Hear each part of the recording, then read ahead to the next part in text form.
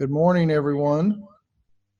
Welcome to the Men's Health event for Hamilton Medical Center, and hope everyone is doing well and safe. We typically do this in person, and unfortunately with the events we have going on, we have to do this virtually. So we've made a few changes and put a little bit of new information like we try to do every year, but we're going to, it'll be a little different. We're going to have a little quiz during the presentation about prostate cancer, and feel free to answer those questions, and I'll try to go over them. And then at the end, I think we're going to have everyone hold their questions, or you can send them in as we go along, and we'll try to answer as many as we can. So without further ado, we'll get started. I will be the MC for this event. Unfortunately, Dr. Vase is not going to be with us this morning, nor is Dr. Rojas. So we'll go over, I try to do basic education about urology and some urologic issues, but primarily we'll be talking about prostate issues, some issues about erectile dysfunction, low testosterone issues. So I often get asked, what is urology? And many times urology gets confused with neurology. But urology is primarily a surgical subspecialty for men and women, where there is lots of pediatric urology. However, our practice focuses primarily on adult, male, and female urinary tract issues. And kidney stones, urinary tract infections, prostate issues, cancers, incontinence, erectile dysfunction, those are kind of our primary disease processes we take care of. Today we're going to, as I told you, it's a men's health event, so we're going to focus in on the men's issues. So September is every disease process has to have a month, and September is a good one, and it's Prostate Awareness Month. So I also show every year, we try to show a picture to get you an idea about the lay of the land, or our processes we take care of primarily in the pelvis. And you see this picture here. This is the bladder, but it appears to be fairly hypertrophied. Actually, the bladder is a very thin muscular organ. It's a smart storage unit. This is the prostate here, and you void through the prostate. The bladder contracts, the sphincter outside the prostate relaxes, and you void. But it's a very low pressure system. The ejaculatory ducts go through the prostate, and obviously the urethra is here. Lymph nodes, and we'll talk a little bit about lymph nodes, but when we look at our pelvic cancers, especially prostate cancer, lymph nodes are adjacent to the prostate.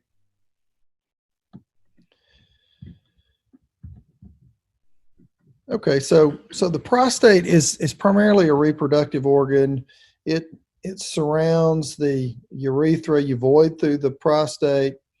Prostate enlargement issues are just very common. In fact, almost all men as they age will have some prostate enlargement. Most of these issues are not related to malignancies. And just the fact that you have an enlarged prostate doesn't typically increase your risk for a prostate cancer. As I said, as you age, you're going to have more of a likelihood to have some issues with this benign prostatic hypertrophy, or BPH. And it's a linear relationship with age. So as you age, you're more likely to develop a problem with prostate enlargement. So if you're in your 80s, you're looking at 80-90% chance you're going to have an issue with BPH, or at least have BPH. However, some men will have these issues in their 20s and 30s. We see lots of men with prostate infections and inflammation that ultimately lead to some prostate problems as they age, or more prostate problems as they age. Even though most men are going to have prostate enlargement, only about half of the men will have symptoms, and these symptoms are fairly germane. In fact, you come to our office or look at any website, they're going to have a list of these symptoms: the terminal dribbling, the inability to empty your bladder. Incomplete bladder emptying is a term for that. Incontinence, which we see in both men and women. This urinating at night or nocturia, slowed urinary stream, and these last two here, painful urination or blood in the urine. I mean, we can see that with benign disease, but also if if you're having those issues, you could have something more serious going on, like a malignancy. But this constellation of symptoms we kind of refer to as lower urinary tract symptoms, and this is what leads people to come to our office, particularly these incontinence issues, the terminal dribbling, or blood in the urine. So the way we treat this is, many times we'll do some lifestyle changes. It could be as simple as just modifying medications, or when you take your medications before you go to bed, your fluid intake, what you're eating before you go to bed, just using the restroom before you go to bed at night can limit some of these nocturia issues. So we'll find that those things can modify your urination issues or those lower urinary tract symptoms significantly. However, we still have lots of medications. There are actually two classes of medications that are commonly used: the alpha blockers, and then there's a class of medicines that actually shrinks the prostate a little bit. These alpha blockers, most people are familiar with them. It's Flomax, or the generic form of Flomax is tamsulosin. These medications actually block the neurotransmitters when you initiate a void, and make it a little easier for your bladder to empty, effectively opening the bladder neck a little bit, relaxing the prostatic urethra. They don't actually shrink the prostate. The two medicines, finasteride and dutasteride, do shrink the prostate a little bit. We used to think it shrunk the gland significantly, but studies have been done which show that probably only shrinks the gland about 15 or 20%, 10% or so, but that's enough to help your voiding. We also know that all medications have side effects, and we'll talk about that as we go along. Some of these medicines affect your sexual function, and can be a lasting problem. The herbal agents such as saw palmetto, there's actually good data on that. They help. They don't work as well as the prescription medications, but they do have some effect on your voiding. We see some synergy with our medications and our herbal agents, so we use them together for a better result. The problem with the over-the-counter things is there's very little oversight, so FDA does not regulate those at all. There's billions of dollars spent on herbal agents, and some of them just don't do what they say. So you have to be very careful when you're picking something at the pharmacy, or you watch that commercial. They may have the slick advertising, but the efficacy may not be there. We also do lots of office-based procedures or have done these for a number of years for prostate enlargement, which are quite effective. And as technology gets better, those therapies get better and better. Everyone's familiar with the old Roto-Rooter. That's changed dramatically with technology. All the surgeries for prostate cancer are done using lasers or ablation techniques. They're typically outpatient. They don't require catheterization as much as they used to, so patients get over these procedures much more quickly and are back to their baseline or an improvement more quickly than it used to be. So now we're going to talk about prostate cancer. These numbers fluctuate. I try to update them, but technology and advancements in medicine have really made an impact on our treatment of prostate cancer. It still is the most common malignancy for men over 50. And that number fluctuates somewhere between 180 and 210,000 cases. The incidence of prostate cancer is roughly 1 in 6 or 1 in 7. Cancer deaths, somewhere in the neighborhood of 18 to 21,000 year in and year out. There are in the United States over 2 million men living with prostate cancer, either on surveillance or who have been treated. And as any malignancy, most of them, early detection leads to a better result. So, screening, and we're going to talk some more about screening. However, if we start out with a very aggressive cancer, where we start with a malignancy depends on where you end up. So aggressive malignancies are harder to treat. However, prostate cancer is one of those where a lot of the cases are low-grade, low-stage malignancies. So screening for prostate cancer, we screen for a malignancy when we have a common problem that we can actually make an impact. If early detection will make an impact. I just mentioned that some of the malignancies we can't really make an impact on, or they're not very common. They're not. We don't see enough of those cases to actually screen. But prostate cancer, breast cancer, colon cancer, we screen for those malignancies because there's so many cases, and we know that early detection will make a big difference. It also changes the treatment options. There are a number of societies that have treatment or that have screening guidelines. I've just listed the American Cancer Society guidelines. There's NIH, there's NCCN, there's AUA, there's, you name it. There are a number of societies that have screening guidelines. But one of the things that we've added to our prostate cancer screening guidelines a few years ago is that we definitely want men to know that they're making an informed decision with their doctor or provider once they begin screening. The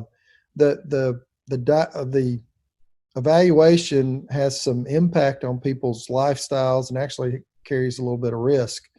But typically, men start screening when they turn 50. That is, you have no risk factors. And the risk factors are primarily a family member with prostate cancer, and that's typically a first-degree family member, such as a father or a brother. And we can look at second-degree family members, such as uncles and cousins, and that does have some impact, but the first-degree family members are the most important. So if you have a brother, you have a father that had prostate cancer, particularly if they were diagnosed at an early age, before 60, that's a big risk factor. Also, African American men are at higher risk for a number of reasons, and it's really beyond the scope of this discussion. But those are in the United States, those are our two groups that we look at as high risk patients. But those patients with high risk or who are at high risk, we need to begin that screening at least by age 45. And if you're a significantly more higher risk, as I mentioned down here, multiple family members, early age of diagnosis, you probably need to start that around 40. That is this, and we're going to talk about that in just a minute, the PSA and the digital rectal exam. So everybody wants to know about PSA. What is PSA? Well, it's specific to the prostate, hence the name, prostate specific antigen, PSA. That means it doesn't come from anywhere else. We don't get it from your thyroid gland. It doesn't come from your liver, your colon. It only comes from the prostate. It is a hormone-like substance that's produced by the prostate. It contributes to the health of the sperm. Used alone, it's probably not a very good screening test.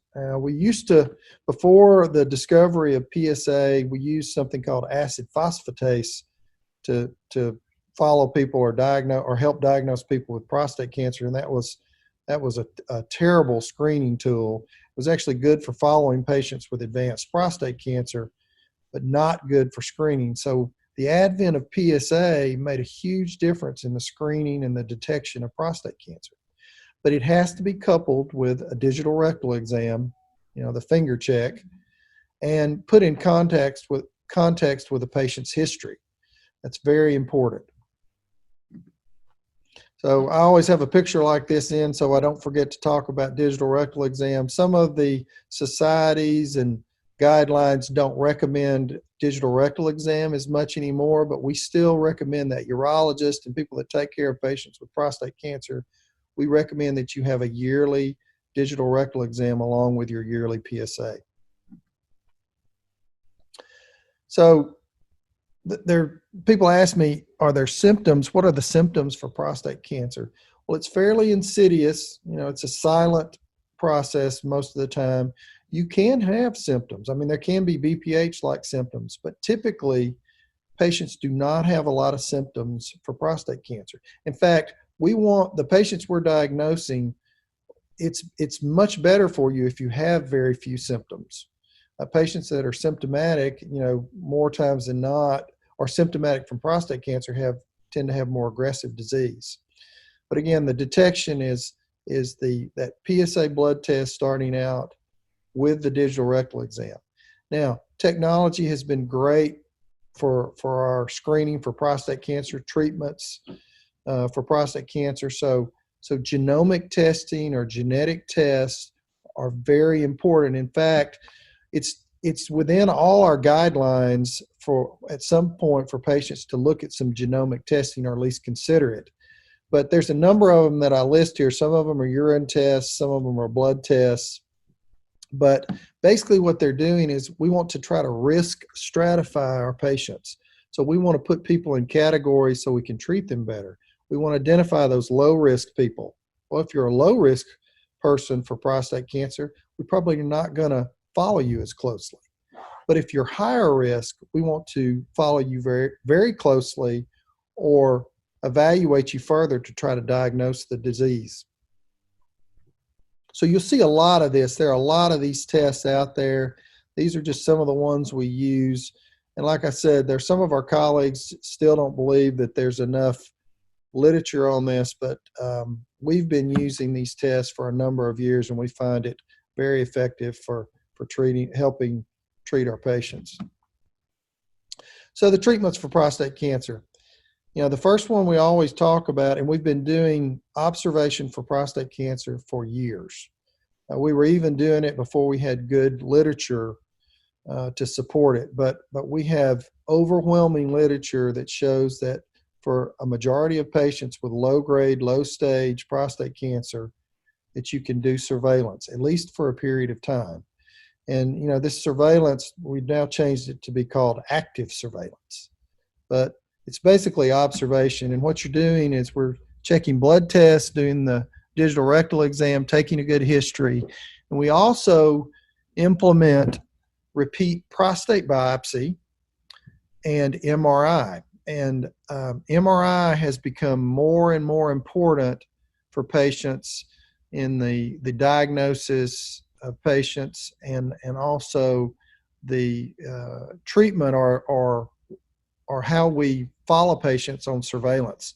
And so all our guidelines recommend that at some point you have an MRI. And I'm very happy to say that at Hamilton Medical Center, we're upgrading are soon to be upgrading our MRI technology, and we'll have a new 3 Tesla or a 3T or a 3 Tesla magnet here. We're very excited about that. That really helps our patients here in North Georgia, and we can't wait for it to be fully operational at the medical center.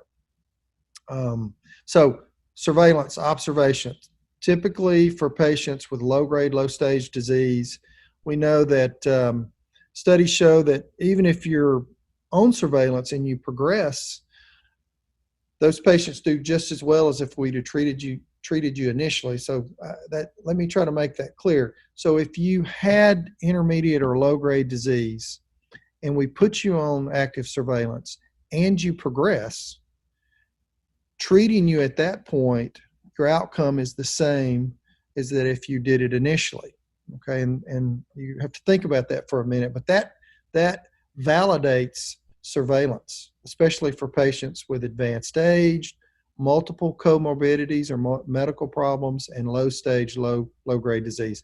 Although we find that some of the patients that have intermediate-grade disease, it's safe to do surveillance. Radiation therapy is one of the two treatments that we know that is superior for patients with localized prostate cancer. External beam radiation, or the newer type of IMRT radiation, IMRT is the gold standard for radiation therapy for localized prostate cancer. We have a great setup for that here at Hamilton. Treat lots of patients with that. We've had some advances in what we do for patients prior to receiving radiation, such as we place a hydrogel that actually lifts the prostate off the rectum, which makes radiation much safer for patients. And just the technology, the computers, the things that we have that allow us to very precisely deliver radiation therapy for patients in the pelvis have made that much safer. Brachytherapy is the seed implants that most people have heard about brachytherapy. Brachytherapy for low grade or low dose brachytherapy seed implants are not done as much anymore, primarily because most of the patients that have low grade, low stage disease do surveillance, or we recommend surveillance. We still use brachytherapy, and it's a very effective treatment. It can be used in combination with external beam radiation.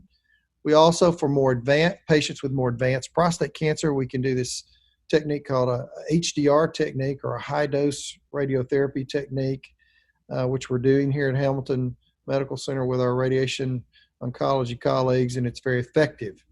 Ablation therapies such as cryosurgery or this HIFU, this ultrasound therapy, these are FDA approved treatments. We've done a lot of cryosurgery here at the medical center over the years. Again, it's another one of those techniques that at this point, with most of our patients with low-grade disease being on surveillance, we don't do quite as much of it as we once did, but it's still safe and effective. And I think you will see a resurgence of these techniques as technology catches up, because we're looking at doing more focal therapies. It's almost like doing treating the lesion within the gland, so to speak. And as our imaging and MRI and ultrasound technology improves, we're able to deliver those treatments very, very precisely and very effectively. But the gold standard are for treatment, or the primary treatment patients are having done for low grade or for localized prostate cancer in this country is radical prostatectomy. And the gold standard for radical prostatectomy is robotic prostatectomy. You'll see this term radical prostatectomy. It's not a political view or some kind of aggressive surgery. It just means that we're removing some of the tissues around the organ, potentially lymph nodes. It's a more complete cancer surgery rather than some type of simple surgery that we would do where we're not worried about cancer. So there's either staging or treatment implications when a radical procedure is done, when we remove a little bit more tissue, meaning we know better about how that disease is going to behave for staging, or we see treatment or therapy or a better treatment if we remove more tissue. But the robotics is just, it's an amazing platform, and we're so thankful to have the new Da Vinci Xi robot here at Hamilton Medical Center. It's just a wonderful system to use. It makes the recovery for patients so much quicker. The surgeries and the dissections can be so precise. So this picture right here just basically shows again the prostate and the bladder. It gives you an idea of what we do when we're doing surgery.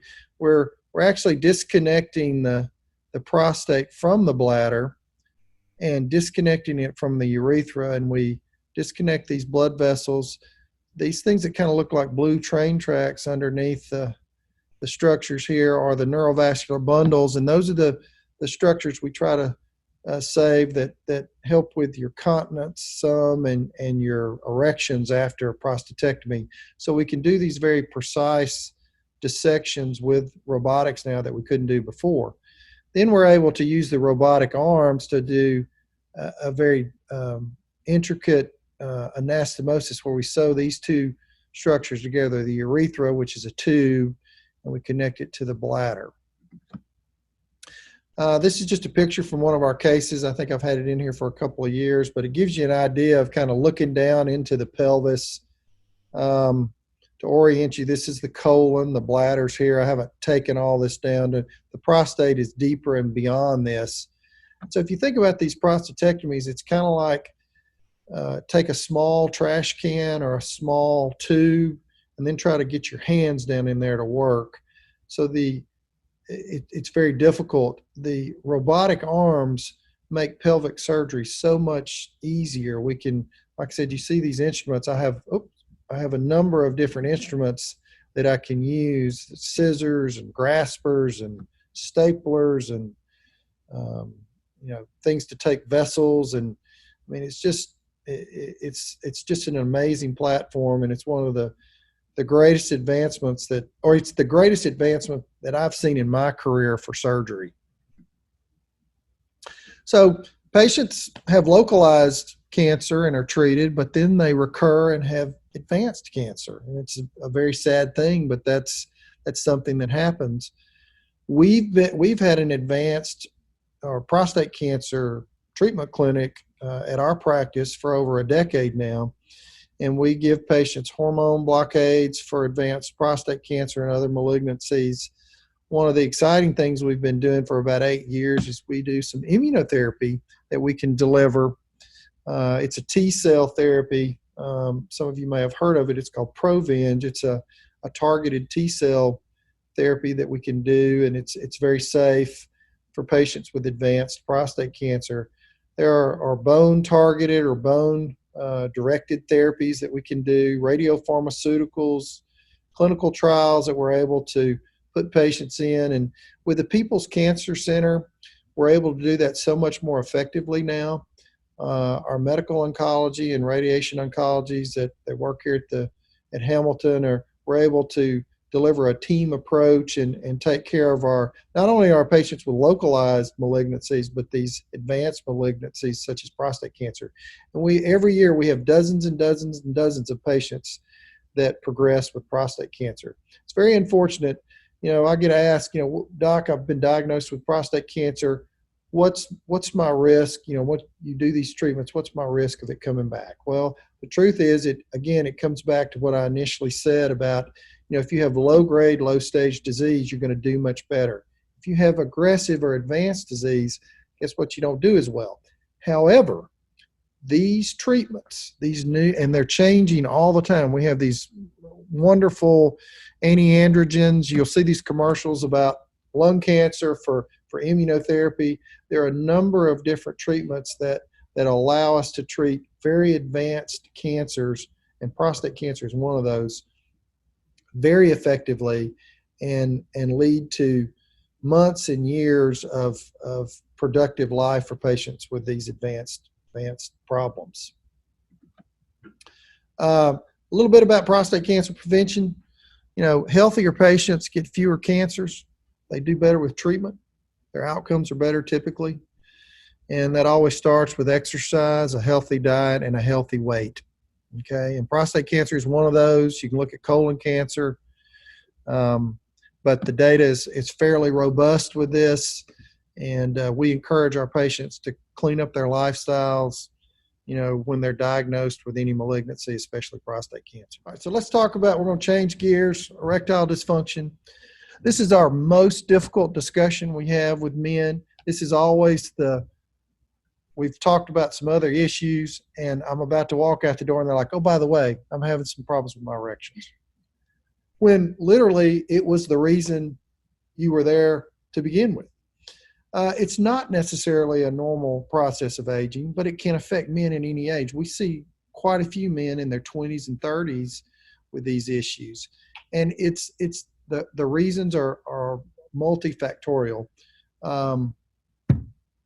But ED at an early age can be a sign of serious heart disease, peripheral vascular disease, diabetes, and a number of other conditions. So, we know that, if we're seeing, even if you're not in your 30s or 40s or 20s, and you have acute onset erectile dysfunction, you probably need to be checked out, especially for heart disease and diabetes. So you can look on any website and see the causes, some of the causes for erectile dysfunction. Let's just talk about a few. These three in the middle. Tobacco is the number one. North Georgia and these Western Carolinas, East Tennessee, highest smoking incidence in the country. We always try to talk to patients about, putting down their tobacco products. Drug use, illicit or prescription drugs, that's hurting your erections. Too much alcohol, alcohol in moderation, and there's some guidelines on that, is okay. But daily alcohol consumption, significant alcohol consumption is hurting your overall health and hurting your erections. Sleep disorders, stress and anxiety, depression, all these things are serious health problems, and they're also serious problems for your erections. Obesity, we always have patients try to lose some weight. We want them to clean up their lifestyles. We want their chronic medical conditions such as diabetes and hypertension to be under good control. One of the things you'll see more, you're going to see these, now that we're playing sports again, you'll hear more about Peyronie's disease. And I'm amazed by how far the marketing people push the envelope on their advertising. Everybody's seen the commercials about the bananas and stuff like that. I mean, it's just makes me laugh. But yeah, we do have some Peyronie's disease is a real problem. It's much more prevalent than what we once thought. That's the curvature of your penis with an erection. These patients have more problems with erection issues, and we do surgeries, and we have fairly invasive procedures we do to treat these. But we also have some in-office treatments for Peyronie's disease that's very effective. So it's one of these things. It's kind of like erectile dysfunction was 25 years ago before the advent of Viagra. Nobody talked about it, and I was training and getting out of my training, and suddenly everybody's coming in and talking about this little blue pill, and it really has increased public awareness, and it's just a whole new area of medicine that we have now, basically because we have treatments for it. We're going to talk a little bit, low testosterone is also something that contributes to erection issues, and I tell people, testosterone is not like jet fuel. It's like brake fluid or oil. You need enough of it. You don't need too much of it. You'd rather be half a quart above on your oil than 2 quarts low. So this comes up quite a bit too, about patients saying, okay, I started a new blood pressure pill and it's messing up my erection, so I'm going to stop it. Well, that's dangerous. I mean, you definitely need to consult with your physician, your provider that's seeing you before you alter your medications. But again, many times if you can just make some lifestyle changes, you'll come off of some of those medicines and your erections will get better. So treatment options, we're talking a little bit about these lifestyle changes. That's the first thing we go to. In fact, we know that a third of the patients with ED are going to improve if they just make some of these changes. And it's kind of like one thing won't do it. Like if you start exercising, that's not going to be enough. But we know that if you exercise, you lose weight, you stop smoking, you sleep better, there's a cumulative effect that you will improve your overall sexual health, or you can do that. You have the ability to do that yourself. And a lot of that's common sense. Now, of course, we have the medications. I just mentioned Viagra. We have a number of other medications. One of the biggest things I'll say about the medications is, there is no panacea. The medications typically will help between maybe half the men to 2/3 of the men. That leaves a lot of people who are not treated by the medications. A lot of the medications are generics. Okay, that's a very good thing. It's lowered the cost. You have lots of choices. You need to be careful on how you pick your generics. Quality of a generic is something you need to look at. Safety, we have, usually the safety of the generic is not in question. Many times it could be the quality. So you have to be careful. But we also do other therapies such as injection therapy. We use vasoactive agents, Bimix or Trimix. There's some expensive prescription name brand medications that can be used where you actually give yourself an injection in the penis, you get an erection, and it wears off. Probably the best way to go with that now is do something that's compounded. The pharmacies and the places that do compounding pharmacy are fairly well regulated, and all that stuff is pretty safe. So we are big advocates of injection therapy for the right patient. We also use vacuum erection devices, which are quite effective. There's good literature on that. And we can use these in combination with a medication or with an injection. We don't use injections and medicines together because you can get a very serious problem called priapism where you get an erection that won't go down. That's why when they're talking about the disclaimer that they have for Viagra and Cialis and all those medicines was, if you have an erection lasting longer than 4 hours, seek medical help. Well, it may sound fun, but trust me, it's not. It's a serious medical emergency. So I just mentioned the combination therapies. And patients that have, I'm going to talk more about low testosterone, but getting your testosterone to a normal level is important. And then surgical therapies. We do implants and different procedures for erection issues that, those are some of our happiest patients. It's for a very specific patient. It's someone who has failed all the other treatments, and that's kind of your last hope, so to speak. And the implants are very effective, and like I said, they're quite safe. So low testosterone, we'll just spend a few minutes talking about this. It is a normal process of aging.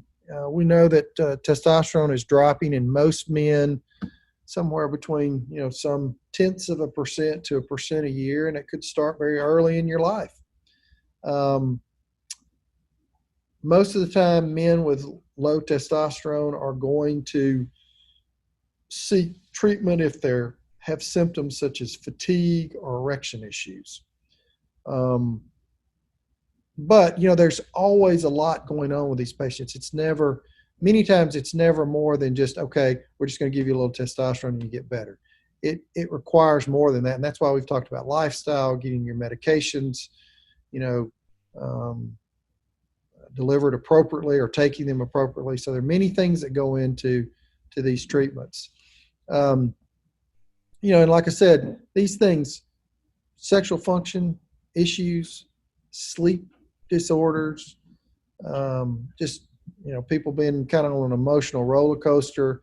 These are all the things that bring people in for low T. But lifestyle changes help a lot, and we encourage that for every patient, just like we do for erection issues. The replacement therapies, we have gels and creams that are quite effective for the right patients. Injection therapy is probably the most common thing we do for low testosterone. That's where you actually inject yourself intramuscularly with testosterone. And this can be done weekly, every 10 days, every 2 weeks. We even have patients on monthly injections. If it's monitored properly, it's quite safe. And it's been done for a number of years. I mean, we have been doing low testosterone replacement for a number of years. And you'll notice about 8 years ago, you started seeing more advertising, more commercials on treatments for low T. Well, some things changed the way Medicare and insurance, pays for things, and suddenly the companies they innovate, and we have new medications. And so a lot of these things are very effective. Now, I've mentioned on here implants. We used to do quite a few testosterone implants. They're very effective and quite safe as well. There's even some oral therapies. We primarily do that for younger patients who are still trying to conceive children. One of the things that will happen for men is once you begin exogenous or testosterone from outside the body, your testicles is where the testosterone comes from. It actually quits producing testosterone. So, and it's a very, that's kind of a long discussion. I always have that discussion with patients when they come in. I also warn patients on these T clinics and some of these clinics that are around that kind of just take your money and start giving you testosterone. And we safety and oversight are good things. And so we encourage you to see your provider or your regular doctor or a board certified urologist, someone with some training for these treatments. But for the most part, if it's delivered properly and monitored properly, it's safe for a lot of patients. I'm going the wrong way.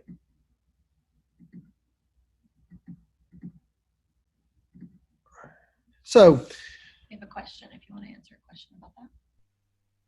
What about supplements that are advertised, especially in social media, specifically Nugenics for ED? Yeah, so again, those over-the-counter things are marketing. Okay, so whoever pays for the slickest marketing gets the most business. So when you go to the pharmacy, you look at all those supplements. Which one do you pick? You usually look who's got the coolest label and which one costs the most. And if there's 4 and there's a cost discrepancy, you might pick the one in the middle because you're thinking the cheapest one can't be good. Okay, well, maybe that's true and maybe it's not.